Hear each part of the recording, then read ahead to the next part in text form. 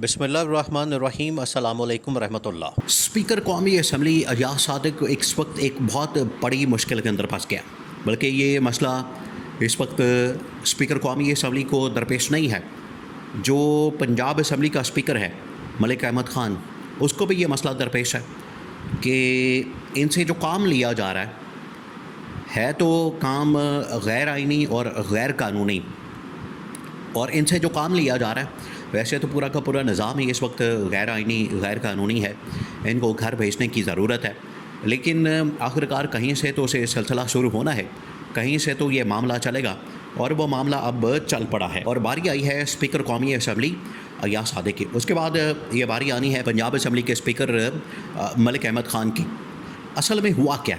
हुआ ये है, सीन बहुत बड़ा बन गया और ये तमाम के तमाम इक़दाम जो इनके जानिब से लिए जा रहे हैं वो उल्टा गले पड़ने शुरू हो गए हैं। सीन क्या हुआ? मामला ये हुआ है कि स्पीकर कौमी असम्बली अयाज सादिक ने कौमी असम्बली के अंदर तकरीबन 10 से 15 मेंबरान कौमी असम्बली को डिसक्वालीफाई करने के लिए एक पूरा प्लान बनाया। ये गवर्नमेंट का, आपको पता है, प्लान पूरा मौजूद है। आज भी गवर्नमेंट कोशिश कर रही है कि PTI के पास जितनी नशस्तें मौजूद हैं, PTI के पास जितनी सीटें मौजूद हैं, इनको किसी तरह से अपने कंट्रोल में कर लिया जाए, इनके ऊपर कब्ज़ा कर लिया जाए, इनको अपने हाथ में कर लिया जाए। क्योंकि इन्होंने ये सिलसिला आज से नहीं, एक काजी फाइज़ ईसा के दौर से, जब काजी फाइज़ ईसा 2023 के अंदर चीफ जस्टिस था, उस दौर से ये सिलसिला चल रहा है। पहले इन लोगों ने इंतखाबात के अंदर लूट मार का प्लान बनाया, धांधली का प्लान बनाया, उसके बाद इन्होंने धांधली की, उसके अंदर फिर चीफ़ इलेक्शन कमिश्नर को अपना साथ शामिल किया गया। तो चीफ़ इलेक्शन कमिश्नर और काजी फाइज़ ईसा शरीफ ख़ानदान, ये एक पूरा ट्रॉयका, 3 बड़ी शख्सियात का ट्रॉयका बना के ये इन्होंने खिलवाड़ करना शुरू कर दिया। इन्होंने पहले इलेक्शन से पहले ही इमरान ख़ान के ख़िलाफ़ फैसले देने शुरू कर दिए। इमरान ख़ान की पार्टी को फारिग कर दिया, उसको डिसक्वालीफाई कर दिया, पार्टी की चेयरमैनशिप से उड़ा दिया, पार्टी से संबल ले लिया। उसके बाद इन्होंने इलेक्शन के अंदर चोरी की।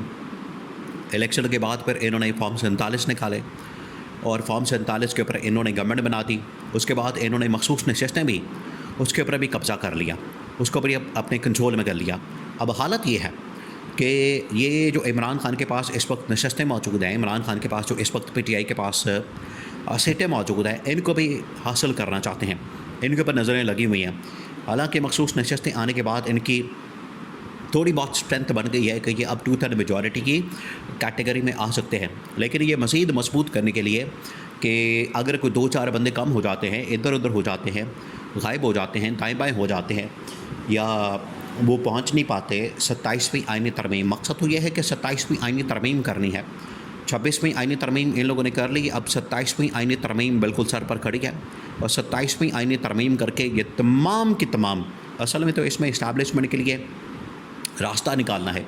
और आपको पता है कि नवंबर के अंदर army chief general Asim Munir की जो मुद्दत मुलाजमत है मुकम्मल होनी है, तो उनकी एक्सटेंशन का मामला भी इस वक्त ज़ेर गौर है। तो ये 3-4 महीने बड़े हैपनिंग किस्म के होने वाले, और इसके अंदर बहुत बड़ी बड़ी डेवलपमेंट्स होनी है, क्योंकि मामलात बहुत बड़े बड़े दरपेश हैं। अब इनका प्लान ये है कि किसी तरह से इमरान ख़ान की जो नशस्तें हैं, इमरान ख़ान की जो सीटें हैं, वो हासिल की जाए। अब हासिल करने का भी पूरा प्लान है, वो ये कि यहाँ से लोगों को डिसक्वालीफाई किया जाए, लोगों को यहाँ से नाअहल किया जाए कौमी असम्बली से, और फिर उसके बाद पंजाब असम्बली से, और डिसक्वालीफाई करके वहाँ से नून लीग के MNA MPs खड़े करके उनको जहतवाद किया जाए। क्योंकि सिस्टम इनके मुकम्मल तौर पर कंट्रोल में है, हाथ में है, इदारे इनके पास हैं, इंतज़ामिया इनके पास है, लोग इनके पास हैं, तो बड़ी आसानी के साथ ये इलेक्शन निकालना इनके लिए मसले वाली बात नहीं। तो ये इनका प्लान मौजूद है कि वहाँ पर ज़मीनी इलेक्शन करवाए जाए, पहले डिसक्वालीफाई किया जाए, उसके बाद ज़मीनी इलेक्शन करवाए जाएँ, ज़मीनी इलेक्शन के अंदर वो सीटें हासिल कर ली जाएँ। तो स्पीकर कौमी असम्बली ने भी अब पहले फ़ैसले आए अदालतों से, उसके बाद इन्होंने रेफरेंस भेजे इलेक्शन कमीशन ऑफ पाकिस्तान ने स्पीकर कौमी असम्बली ने, जिसके अंदर उमर अयूब ख़ान, शबली फराज और बहुत बड़े बड़े नाम शामिल हैं, तमाम MNA 10, 12, 15 जिनको 9 मई में सज़ाएँ हुई। और उसके बाद रेफरेंस के ऊपर फैसला करके इनको डिसक्वालीफाई करके नोटिफिकेशन निकाला जाए और बाकायदा तौर पर ज़मीनी इंतखाबात के वहाँ पर फैसले किए जाएँ और उसका ऐलान किया जाए। लेकिन उससे पहले ही पीटीआई ने आप सबने रातों रात ही गेम पलट दी और इनकी सारी साजिश को उड़ा के रख दिया।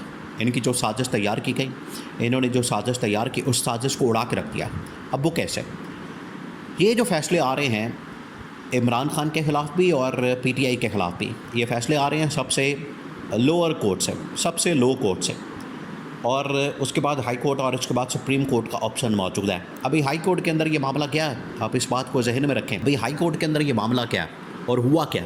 हाई कोर्ट के अंदर ही ये तमाम की तमाम सज़ाएँ उड़ गई हैं और इनको जो डिस्क्वालीफाई करने का फ़ैसला किया गया, वो पूरा का पूरा फ़ैसला साजिश बिल्कुल फ़ारिग हो गई है, क्योंकि हाई कोर्ट के अंदर ही ये 9 मई के अंदर जो इनको सज़ाएँ सुनाई गई वहीं से उड़ गई हैं, फ़ारिग हो गई हैं, और इनको अपनी नशस्तों के ऊपर भी बहाल कर दिया गया, इनको अपनी सीटों के ऊपर भी बहाल कर दिया गया। बिल्कुल उसी तरीके से पंजाब असम्बली के अंदर भी इन लोगों ने 26 MPs को पहले निकालने की कोशिश की, वहाँ भी लोगों को बहाल कर दिया गया, वहाँ भी लोगों को अपनी सीटें वापस कर दी गई।